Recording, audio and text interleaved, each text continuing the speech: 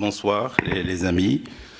Donc je réitère mes remerciements au professeur Hernando et son équipe, bien sûr, et l'équipe de Carpo pour nous inviter et de débattre un sujet qui est intéressant, qui est donc l'obstétrique. Donc mon intitulé, c'est les troubles de l'hémostase et anesthésie loco-régionale. Donc je vais essayer de vous parler, donc, quel est le bilan à réaliser devant une anesthésie loco-régionale, quelles sont les complications qui peuvent se voir au cours d'une anesthésie loco-régionale, et également, quels sont les moyens, quelles sont les pathologies qui sont responsables des troubles de l'hémostase qui peuvent interférer avec l'anesthésie loco-régionale.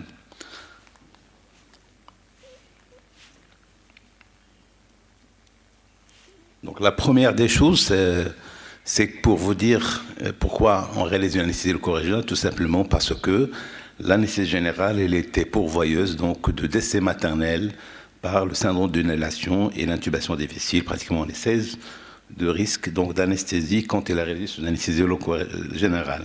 C'est pour cela que la proposition est il faut privilégier l'anesthésie loco-régionale tant que c'est possible. Et c'est la raison pour laquelle il faut généraliser la mise en place d'une péridurale dès le début du travail. Ça va servir à une analgésie donc pour l'accouchement, éventuellement peut être converti pour une anesthésie générale. Il s'agit donc d'une césarienne et par conséquent, on va épargner les voies aériennes supérieures. Il y a des modifications de l'hémostase au cours de la grossesse parce qu'il y a une hypercoagulabilité, une tendance à la fibrinololyse, ce qui fait que la femme, non seulement il y a un certain nombre de facteurs qui vont augmenter au cours de la grossesse, ce qui va l'épargner un petit peu les problèmes de saignement au cours donc de l'accouchement, mais parallèlement à ça, il y a un certain nombre donc de cofacteurs de la coagulation qui peuvent être déficitaires et qui vont générer par la suite donc une hémorragie de la délivrance. Alors, quel est le bilan, bien sûr, qu'on va demander donc devant une dame chez qui on va réaliser une anesthésie loco-régionale? Donc, la première des choses, c'est que le bilan d'hémostase, donc selon les recommandations formalisées d'experts, donc de 2012, il n'est pas recommandé de demander un bilan d'hémostase de façon systématique, sauf si, bien sûr, quand il s'agit donc d'un enfant donc à l'âge de la marche. Donc, autrement dit, le bilan d'hémostase n'a aucune indication, sauf si bien sûr il y a une anamnèse qui rapporte la notion donc d'hémorragie, de gingivorragie, un saignement abondant.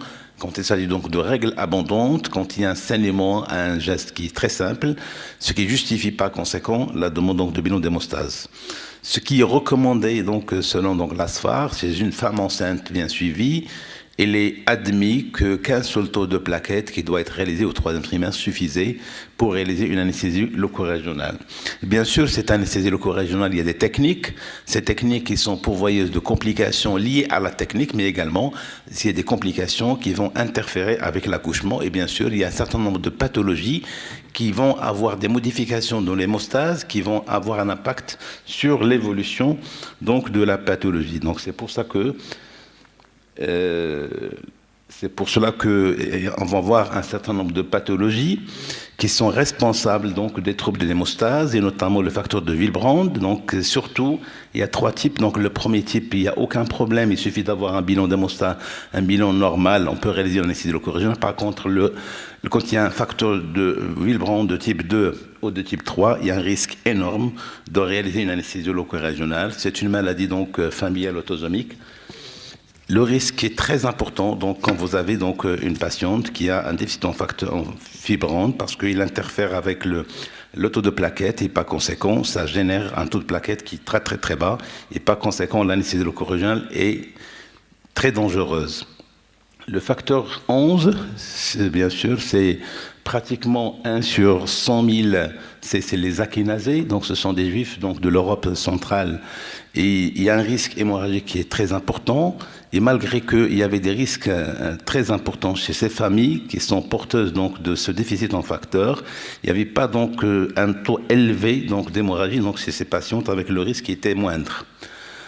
La prévalence, donc, il y a 62 femmes donc, qui ont un déficit moins de 17%. Et par conséquent, quand il s'agit donc d'un tableau d'hémorragie avérée, et il faut donner un antidote, c'est-à-dire c'est l'hémoléven. C'est un produit qui paraît donc, qui améliore donc l'état donc de coagulation chez les femmes, et par conséquent, on peut être amené à réaliser donc une anesthésie sans aucun problème. Il y a rares situations où on peut être amené à administrer donc le plasma fréquent gelé. Donc toutes ces pathologies qui sont rarissimes, bien que des fois le tableau est dramatique, il faut qu'il y ait une discussion multidisciplinaire pour intervenir dans ces situations-là. Alors là, c'est un travail donc, qui a essayé de voir est-ce qu'on peut être amené à réaliser une anesthésie loco-régionale. Donc chez les patientes chez qui il y a un facteur donc, 11 qui est déficitaire. L'anesthésie loco-régionale a été réalisée sur 9 cas avec 7 péridurales, une rachianesthésie, une périrachie combinée. Ce sont des patientes qui ont un déficit quand même de moins de 15% et l'indication était de mise, donc d'administrer donc, le plasma fréquent congelé. Et également, dans certaines situations, on va être amené à administrer l'acide tranexamique qui permettrait de réduire le saignement chez ces patientes. Les autres situations qui peuvent interférer avec l'anesthésie, c'est les thrombopénies isolées où le risque hémorragique n'est pas certain dans la mesure où il y a beaucoup de travaux qui ont été réalisés avec même un taux de plaquettes qui est moins de 50 000. Il n'y avait pas d'indication de transfusion sanguine. Il n'y a pas recours donc à des situations où on va être administré un anti-fibrinolytique. Donc ce qui fait chez les patients qui ont une thrombopénie isolée, le risque hémorragique reste très théorique, il n'y a aucun problème pour la réalisation d'une anesthésie loco-régionale. Les autres situations, les thrombopénies gestationnelles, c'est une pathologie de fin de grossesse. L'évolution est très faible et en général, elle disparaît après la grossesse, après l'accouchement. Et aucun symptôme hémorragique qui nous inquiète et par conséquent, ce sont des patients chez qui, bien, ils ont un taux de plaquettes qui est un petit peu bas, mais la fonction de plaquettes est tout à fait correcte. Il n'y a aucun problème à réaliser une anesthésie loco-régionale. Le seul bémol, quand on a une situation où on ne peut pas être amené à faire la différence entre une thrombopénie gestationnelle et le HELLP syndrome, mais là, le tableau clinique est assez évident. Nous avons un tableau d'AG avec une protéinurie, avec une atteinte viscérale qui font le distinguo entre un HELLP syndrome et la thrombopénie. Et par conséquent, là, dès qu'on a fait la différence entre les deux, on peut être amené à réaliser ou non une anesthésie loco-régionale. Les autres situations qui peuvent se compliquer, c'est l'anesthésie loco-régionale quand il y a une hémophilie A ou une hémophilie B. Et là, à travers donc, ces études, ils ont montré que quand on a un taux de facteur hémophile A ou B qui est correct, il n'y a aucun problème à la réalisation de l'anesthésie loco-régionale. Ceci étant, toujours, c'est une discussion multidisciplinaire qui va aboutir ou non à prendre cette décision quand même qui est très risquée. Selon les recommandations de la SFAR, quand on a un taux de 75 000 de plaquettes, quand on a une évolution de quelques jours donc de taux de plaquettes qui est stable, et bien sûr il y a l'expérience donc de l'opérateur, il n'y a aucun problème à réaliser une seule tentative, bien sûr avec une aiguille qui est très faible parce qu'il y a les aiguilles qui sont grosses sont pourvoyeuses de complications loco-régionales liées à cette technique. Selon les recommandations scandinaves, on est dans la même situation.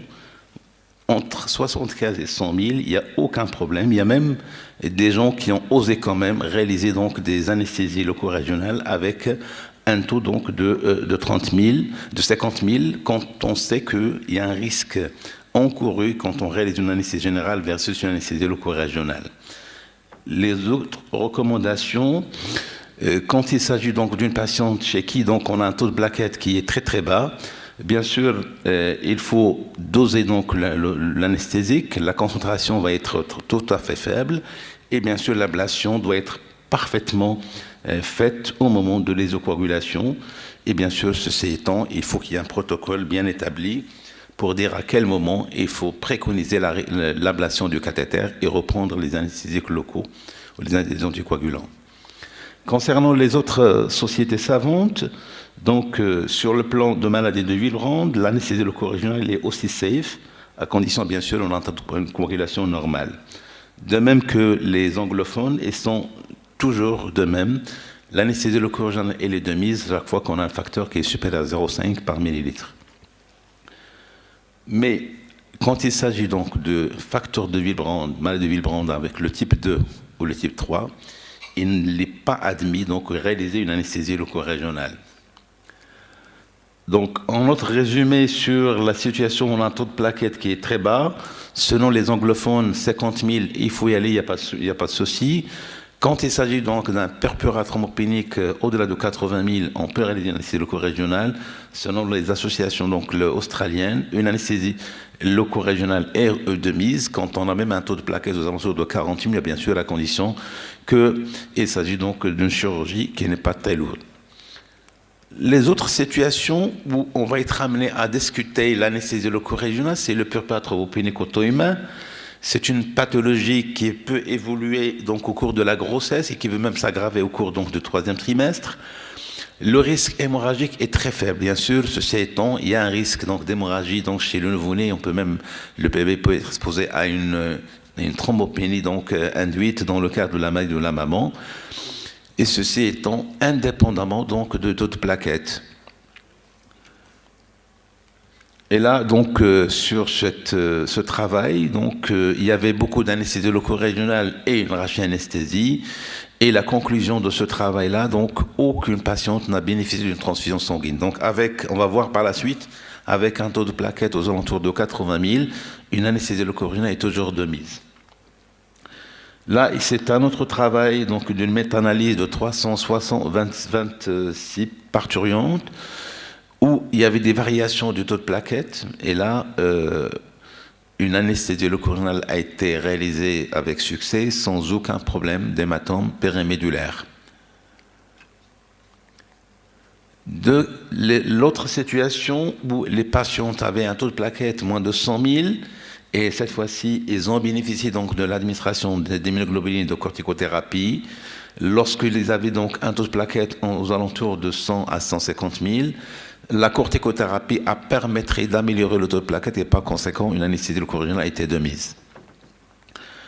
Là, c'est un travail donc de Bailey qui a été publié dans les Canadian Journal. C'est toujours dans les purpura thrombopéniques auto-humains. C'est une méta-analyse. Et ce sont des patientes qui ont des taux de plaquettes variables qui peuvent aller jusqu'à 50 000. Ce sont des patientes qui ont bénéficié donc de toutes les techniques d'anesthésie loco-régionale, une péridurale, une rachianesthésie, une périrachie combinée. Et le constat donc, de cette méta-analyse, c'est que sur 291 patientes avec un purpura thrombopénique, il n'y avait pas de problème, aucun hématome périmédulaire, il n'y a aucune différence entre une péridurale et une rachianesthésie. Donc, il recommande par conséquent d'administrer, donc de réaliser une anesthésie loco-régionale chez les patients qui ont un taux de plaquettes aux alentours de 80 000. Là, on revient aux techniques d'anesthésie parce que, comme on réalise une péridurale ou bien une rachianesthésie, il y a la possibilité de céphalée post-rachie. Il y a les syndromes de la queue de cheval, il y a les hématomes rachidiens, il y a les abcès rachidiens, les méningites, les troubles neurologiques transitoires, les hématomes soduraux, des paresthésies et des paraplégies. Et là, donc, on voit donc sur ce travail-là, donc, sur 1 026 000 rachianesthésies, 450 péridurales, sur un taux de 120, sur ce taux-là, il y avait 127 complications, dont 33 hématomes spinales, 32 syndromes donc, de la queue de cheval, 29 méningites, 13 abcès périduraux, 85 lésions neurologiques définitives. Concernant la population obstétrique, donc, il y avait un incident donc, d'avoir ces complications autour de 1 sur 30 000. Là, c'est tout simplement pour vous rappeler qu'on a une anesthésie loco-régionale qui n'est pas dénuée d'effets de complications liées à la technique. Là, vous voyez donc des hématomes rachidiens au sein de la queue de cheval, les méningites purulentes, vous avez les abcès, vous avez les meninculus et les troubles neurologiques qu'on peut voir par la suite.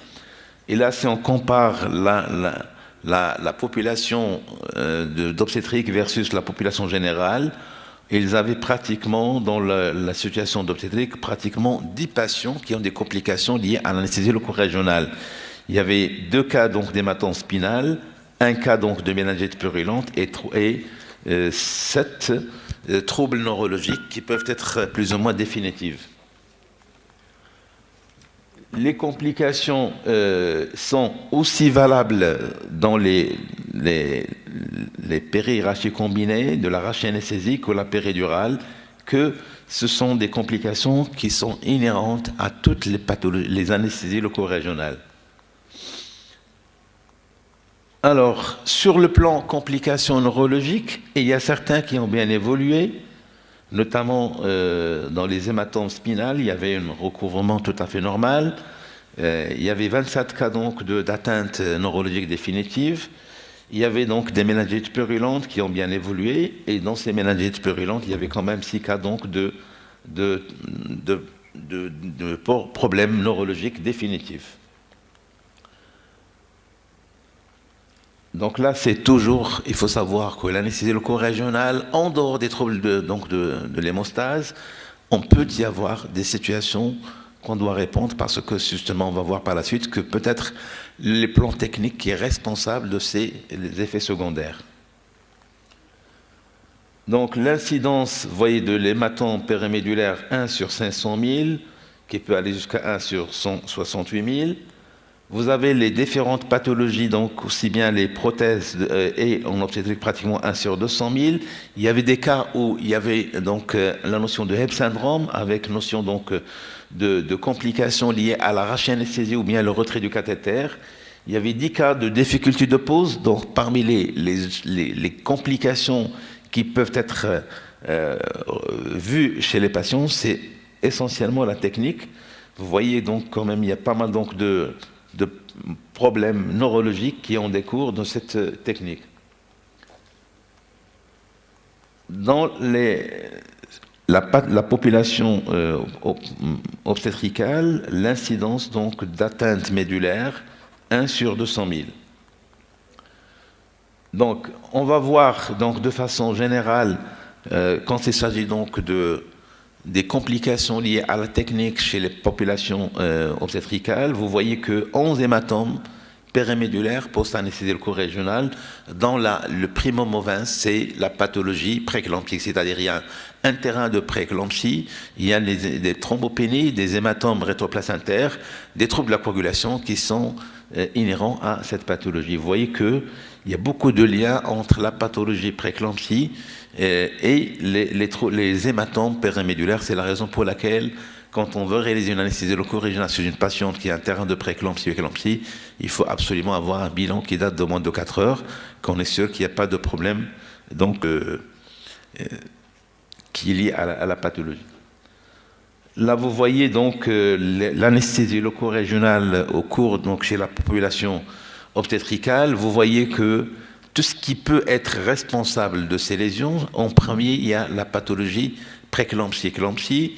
Il y a les difficultés techniques qui sont responsables donc des accidents, notamment donc ces hématomes périmédulaires.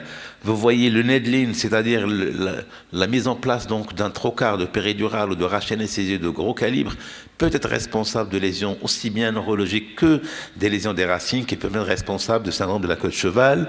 Vous voyez que c'est-à-dire la brèche durmérienne, elle est responsable quand même d'un certain nombre de lésions qui peuvent se voir chez ces patients. Il y a même des paraplégies périmédulaires. Il y a des hématomes périmédulaires qui sont spontanés au cours du travail. Et là, ils ont essayé d'expliquer un petit peu ces complications, notamment qu'une tétraplégie, il était bel et bien secondaire à un hématome cervical HG10, une paraplégie qui est liée à un syndrome de l'artère spinale. Il y a une paraplégie sur un hématome qui est avérée, et bien sûr, il y avait donc quelques neuropathies qui peuvent se voir au cours donc, de cette pathologie. Donc, concernant la mise en place d'un cathéter péridural, il est recommandé donc, dans ces situations-là, la suspicion d'une lésion rachidienne, il faut laisser le cathéter en place, réaliser une IRM en urgence et essayer donc de régler le problème dans les 6 heures qui suivent. Normalement, ce n'est pas 12 heures, c'est 6 heures, sinon les lésions vont être définitives. Parmi les autres complications qu'on peut voir au cours de l'anesthésie loco-régionale, c'est les hématomes soduraux. Sur le plan physiopathologique, donc, il y a une brèche durmérienne. Cette brèche durmérienne va aboutir à une fuite de liquide céphalorachidien. Ce liquide céphalorachidien, quand il fuit, il va être responsable donc de modification de la pression intracrânienne qui va attirer donc le cerveau, qui va attirer lui-même donc les vaisseaux périnerveux qui vont être à l'origine d'enseignements et bien sûr peuvent expliquer aussi bien l'hématome sodeural que la brèche durmérienne.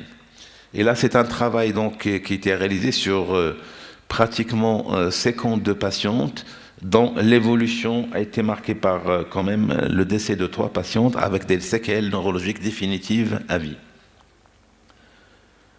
Concernant l'anesthésie locale et les antithrombotiques, bien sûr, vous savez que les AOD, bien les anticoagulants oraux, ils sont contre-indiqués chez la femme enceinte et par conséquent, on n'en discute pas. Nous allons se focaliser sur les AVK, sur les HNF, c'est-à-dire les héparines non fractionnées, et les HPPM. Et bien sûr, comment on va interagir avec ces médicaments au cas où il faut les arrêter, à quel moment. Donc l'aspirine, c'est un médicament qu'on peut le maintenir sans aucun problème avec une anesthésie loco-régionale. Les anticoagulants, on va voir par la suite. Ce qu'il faut recommander quand il s'agit donc d'une prothèse valvulaire, donc il faut absolument démarrer les HPPM, donc les HNF, et on va les arrêter au bout de 4 à 6 heures pour pouvoir réaliser une rachianesthésie. Quand il s'agit donc d'autres anticoagulants à dose préventive, le cas typique donc de l'Ovenox par exemple à 40 mg, il est recommandé d'arrêter l'anticoagulant 12 heures avant, et quand il s'agit donc d'HPM à dose curative, il faut arrêter le traitement pendant 24 heures. Le problème qui se pose, c'est les AVK qui ont une demi-vie qui dépend de 48-72 heures. On ne peut se permettre de réaliser une anesthésie locale que chaque fois qu'on a un INR qui est inférieur ou égal à 1,4. Quand il n'est pas inférieur à 1,4, il est inadmissible de réaliser une anesthésie locale chez ces patients. Donc en conclusion, l'anesthésie loco-régionale ne se conçoit qu'il y a une parfaite anamnèse sur l'hémostase. Il y a des complications qui sont liées à la technique, qui sont rares mais qui sont graves, qui peuvent retentir sur notre prise en charge. Et la gestion périopératoire d'anticoagulants pourrait être évitée, donc le drame à la suite de ce que vous venez de voir après sur une technique d'anesthésie loco-régionale. Et merci. Merci Sisali.